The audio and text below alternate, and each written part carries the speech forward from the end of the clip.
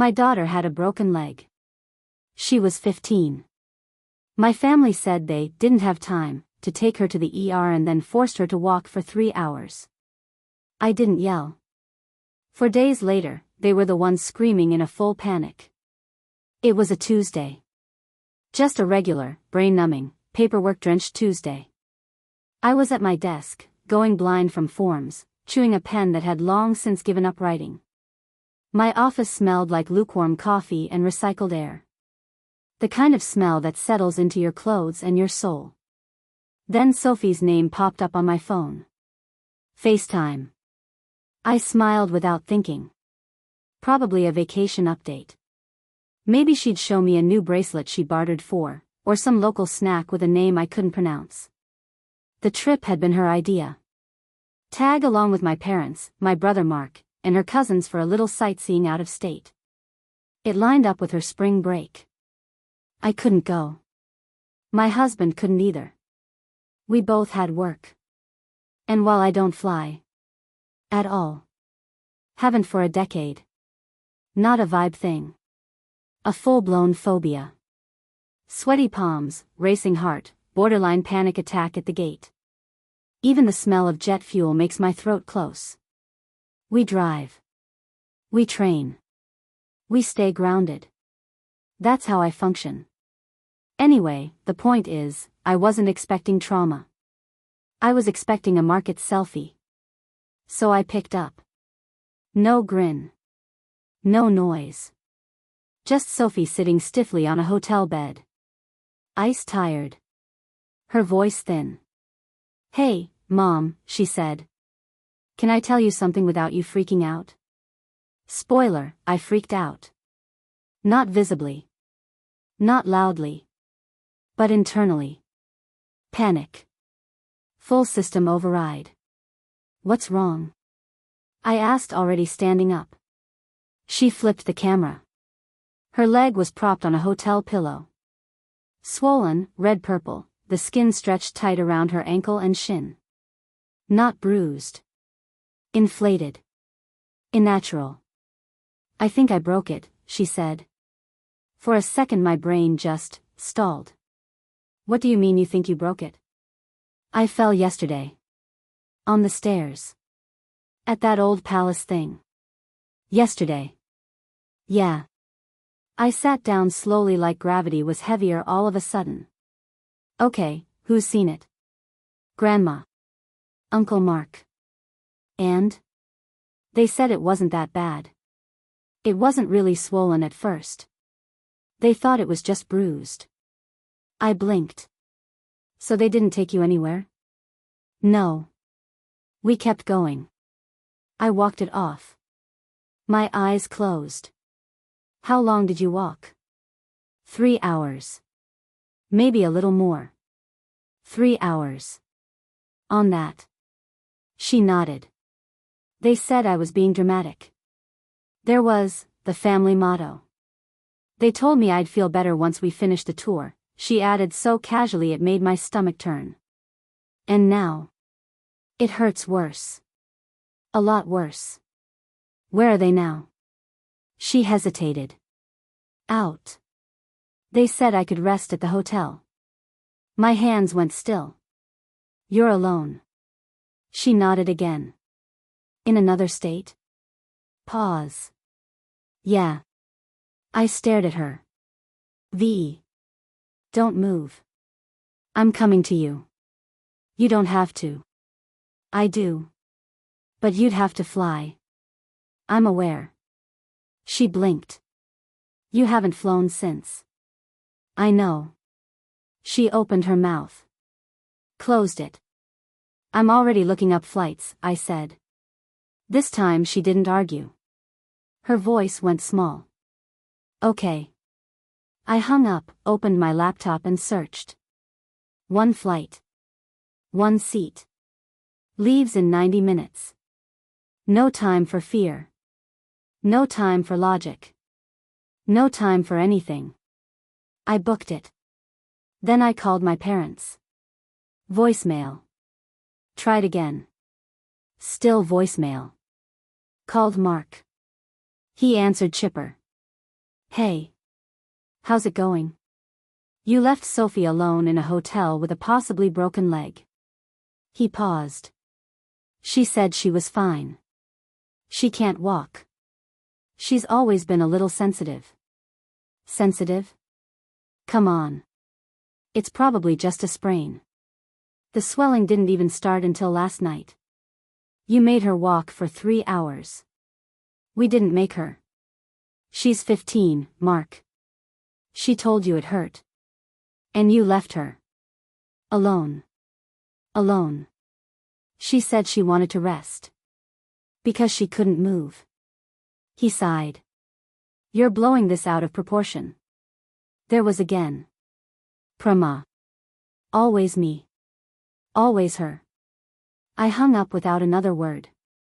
Then I grabbed my bag, shut my laptop and bolted down the hall. My boss looked up as I burst into his office. Family emergency. I said. I have to go. What kind of emergency? The kind where I leave right now. He frowned. You were just assigned. I know. I'm sorry. He started to argue. I didn't wait to hear it. I walked out. In the elevator I booked a cab. In the cab I texted Sophie. I'm coming. Don't take anything. Stay in bed. She replied with a single heart emoji. I stared at that tiny red heart the whole ride to the airport. And then I ran. Through check-in. Through security. Sweaty, disoriented, fighting the irrational. Itched to turn back. But I didn't. I ran like someone being chased. Maybe I was. By the ghost of every time I'd been told I was too sensitive. Too much. Too scared. I made it to the gate with minutes to spare. No checked bags. No clean shirt. Just me, my fear and the fact that I wasn't going to let my daughter be dismissed 1 second longer. I hate flying. I really, really hate it. But I hate what they did to her more. So I boarded the plane. And I didn't shout. Not yet. But 4 days later they were the ones screaming. The woman next to me was asleep with her forehead against the window and a bag of pretzels resting on her chest. I envied her. I hadn't unclenched my jaw since takeoff. My palms were damp. My knees locked. Every small bump made my stomach flip, but I didn't breathe a word. I stared straight ahead like I was being tested. As I was. Not by the turbulence. Not by the plane. By me. By every voice in my head telling me this was an overreaction. Reaction. That I was being dramatic. That voice sounds a lot like my mother's. I hadn't flown in over 10 years. Not because I didn't want to, but as I couldn't. The moment my foot touches an airport floor, my chest tightens. My brain loops through every awful flight I ever had like a highlight reel of shame. Especially that one when I was 10, sobbing from turbulence, gripping the tray table like it could save me. Mark filmed it on his dad's camcorder. Years later, he added sound effects. Played it at Thanksgiving. Everyone laughed. I was still a child. I remember my mother's voice. You really need to grow out of this. I never did.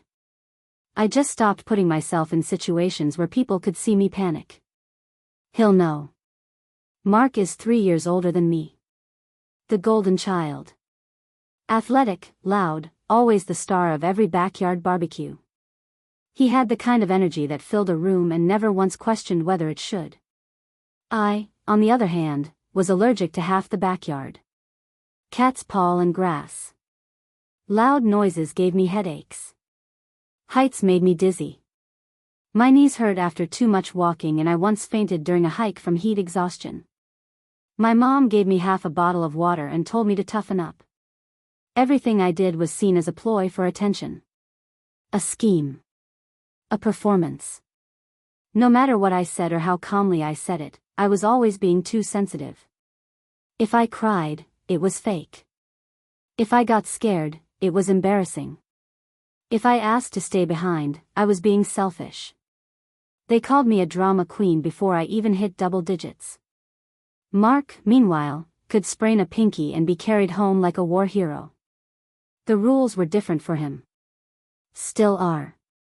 I didn't talk much growing up. I didn't see the point. I just watched. I learned the patterns. I stopped reacting and then I got out. Studied law. Became a criminal investigator. People were surprised. Isn't that kind of intense for someone like you? Meaning, aren't you too delicate? Too reactive?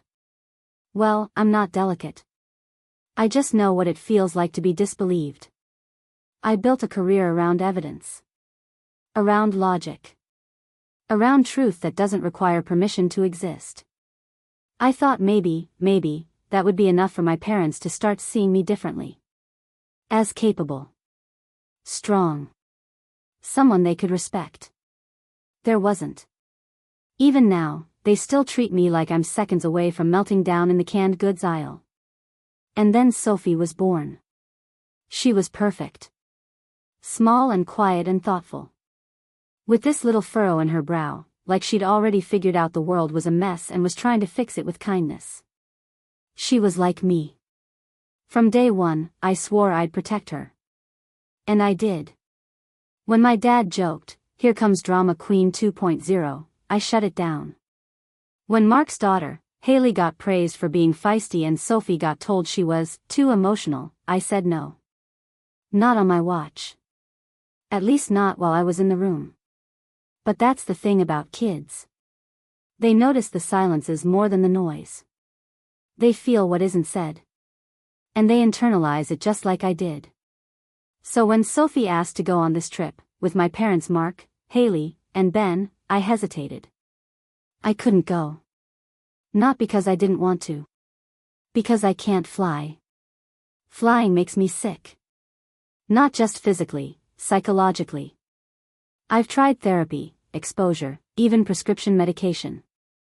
I can't do it. And Sophie knows that. It's just one of those quiet facts in our house. Mom doesn't fly. She begged. She really wanted to go. She said it would be good to bond with her cousins. That she'd call every night. Then my mom, she said, "Don't worry. We'll take care of her." Mark said, "We'll keep an eye on her." Haley's excited. Then they asked if I could pitch in for Haley and Ben's extra tickets, since they'd be helping out with Sophie. It was framed like a favor. Like I should be grateful. I sent the money. I packed Sophie's bag myself. I included her allergy meds, backup phone charger, Band-Aids, snacks. I kissed her goodbye in the driveway and waved with a smile that didn't quite reach my eyes. I had a feeling. I ignored it. Because part of me wanted to believe they'd changed. That they'd grown. That they'd see Sophie for who she really is. Not as a mirror of the daughter they never understood. The plane jerked slightly. The woman next to me snored through it. I gripped the armrest harder. I couldn't stop thinking about Sophie on that hotel bed, trying not to cry, telling me her leg just really hurts now. Telling me she fell yesterday. That they made her walk for 3 more hours. That they said she was fine. That she didn't want to ruin the trip. That line gutted me. I didn't want to ruin the trip. She learned that from me. Not because I taught it. But because I lived it. Because I spent my whole childhood pretending I was okay just to make things easier for people who didn't care either way. I broke the cycle in every way I could. Except the one that mattered most. I let her go with them. I trusted them to care. They didn't. The seatbelt light dinged. The descent began. My stomach dropped. I leaned back and tried to breathe. Not deep, not steady, just enough. They think I'm overreacting. That I'm going to show up and make a scene. They're wrong. I'm not making a scene. I'm drawing a line. I didn't fly for a decade. Not because I couldn't handle the sky. I just couldn't stomach what it brought out in them. But for Sophie? I'll land in hell if I have to. By the time I got to the hotel, I'd started to forget how to breathe. I don't know what I expected. Maybe a pathetic scene. Maybe even some asking for forgiveness from my parents. What I didn't expect was Sophie answering the door herself. She was pale, still in pajamas, hair knotted on one side like she hadn't brushed it in a day.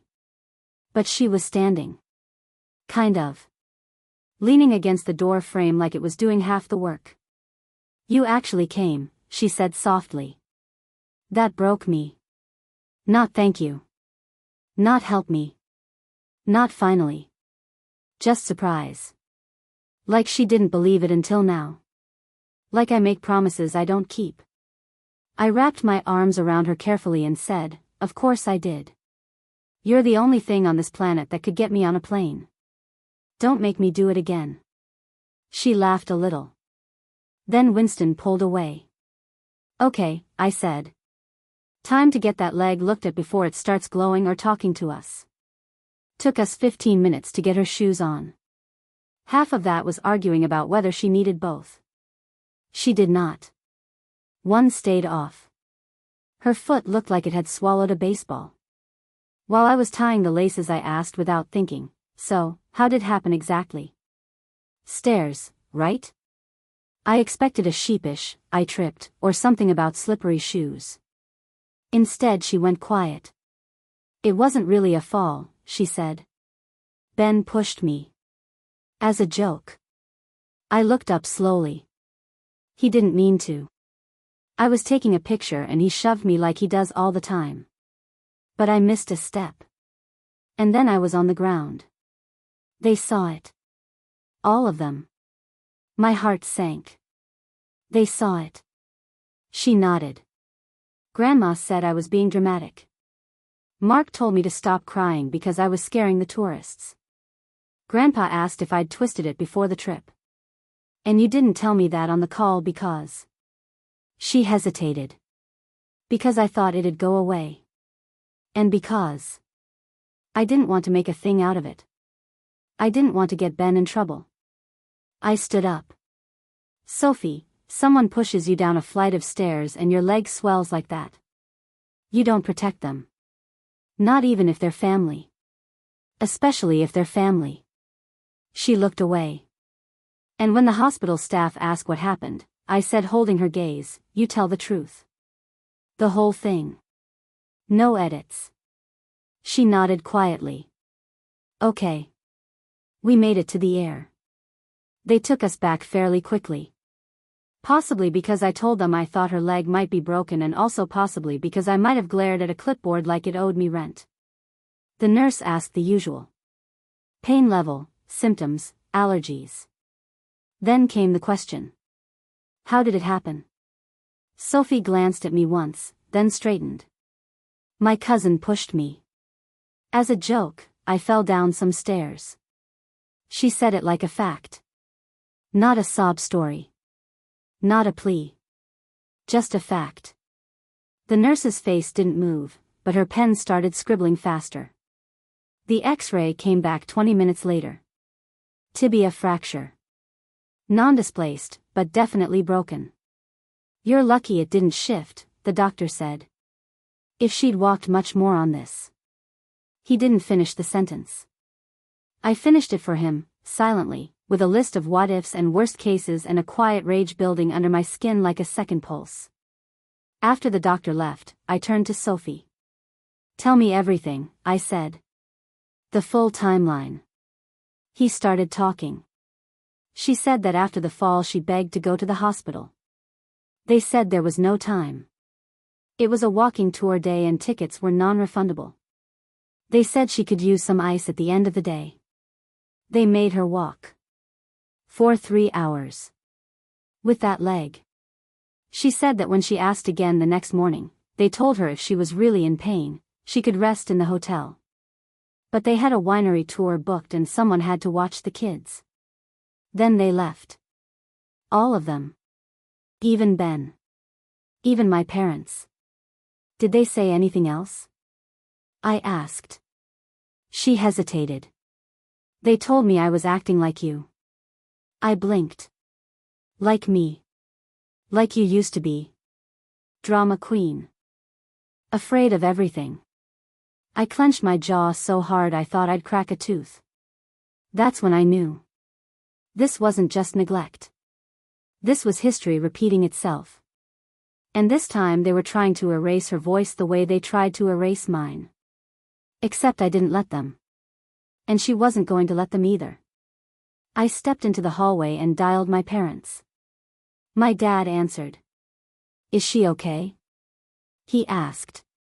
Not because he cared but because he knew I'd find out everything. "She has a fracture," I said. "A doctor confirmed it." Pause. Ah. Well, it didn't look that bad at the time. Ben pushed her. Another pause. That's not really fair. He was just playing around. You all saw it happen. She tripped. No. You saw him push her and you walked away. He didn't respond. "I'm pressing charges," I said. That got a reaction. "Erica, come on. You're going to drag the whole family into court over this." "Yes. For a little accident." "You're being irrational." "No. I'm being a mother." I hung up.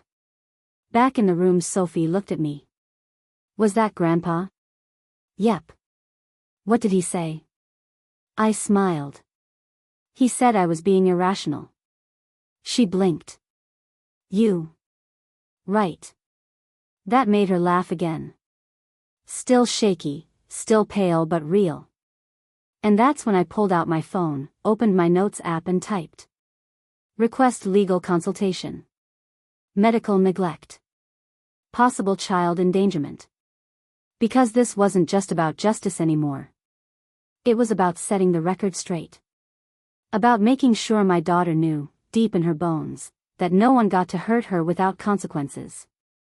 Not even family. Especially not family. I didn't sleep much the night after Sophie's X-ray.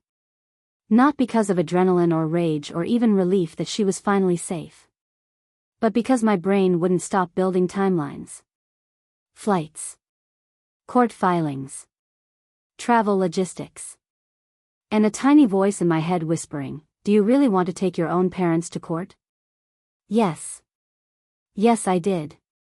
Not because I wanted revenge. Not even because of what they did to me. This wasn't about the drama queen label or the childhood hiking trips. This was about Sophie. And the way her voice cracked when she said she didn't want to start drama. As if being pushed down a staircase and forced to walk on a broken leg was somehow impolite to mention. No, we were done letting things slide. The footage came through 3 days later. Tourist stares. Midday sunlight. My daughter standing with a camera. Smiling. Ben, 12 years old, charges up behind her, playfully shoves her elbow. She flails. Slips. Crashes forward out of frame. Then the part that made my stomach turn. A cluster of adults. Mark, Mom, Dad, standing in the background watching it happen. No one runs. No one drops a bag. They all just stand there. Like it wasn't real. Like she wasn't real. I forwarded the video to my lawyer. She didn't respond with words, just a thumbs up and we've got them. Filing the case meant going back. It meant court appearances. Paperwork. Interviews. And yes, flying. Multiple times. The first return flight I barely remember booking. I just remember Sophie looking at me across the kitchen and saying, "You're flying again?" I nodded. "Looks like it." Willingly. Well, not willingly. But I'm not frozen anymore either. Turns out once you do the thing you swore you couldn't, and survive, it rewires something. She blinked. So, like therapy? More like revenge exposure therapy. Apparently, maternal rage is stronger than fear of crashing. When we got home, the screaming started. First Mark. In person. "You're really doing this?" He barked, showing up on my porch with that old smugness like he still ran the family. I didn't flinch. Yes. You're gonna destroy us. You know that, right? Should have thought of that before you left a child with a broken leg in a hotel room. Next came my parents. They came together. Always a sign they were plotting. Mom tried the guilt route. We're your parents, Erica. You can't take us to court. What will people say? Dad tried the strategy. Drop it now and we can all move on. I looked them both in the eye. You made her walk 3 hours on a broken leg. You watched her fall. You laughed at her pain. I'm not dropping anything. They left in a huff. But they weren't done. The phone call started next. Aunt Janine. Cousin Rachel. Even Uncle Marty, who hadn't called me since 2006. Your mom's a wreck. Mark could lose his job. Can't you just let it go? Don't do this to the family. So I told them what happened. Each one. The footage. The X-rays. The quote-unquote drama. By the fourth call, the tide began to turn. I had no idea. Wait, she was really hurt? They left her alone? Eventually the call stopped. The courtroom wasn't dramatic. No slammed gavels. No gasps. Just a tired judge and a handful of lawyers exchanging paperwork and dates. But the ruling was clear. Child endangerment. Medical neglect. Failure to report injury. All three, my parents and Mark, got official entries on record. No jail, but the fines were steep. The kind that make your eyes water.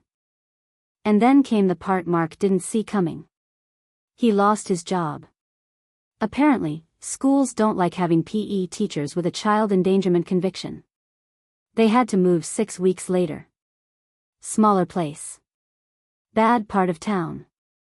Mom called it temporary, but I heard from a cousin that they were begging for rent help within a month. They didn't ask me. They knew better. I'd stopped the transfers. Closed the side account. No more birthday handouts. No more, help us with groceries this month. They were on their own. And I was done. Sophie got quieter after it all ended. Not withdrawn, just more certain of herself. Like she no longer needed to explain why she felt what she felt. One night while folding laundry she said, I think I would have just let it go. I know. But I'm glad you didn't. I nodded. You shouldn't have to scream to be taken seriously. Later, right before bed, she showed me a message. From Ben. Hey, I know this is late but I'm really sorry. I shouldn't have pushed you even as a joke.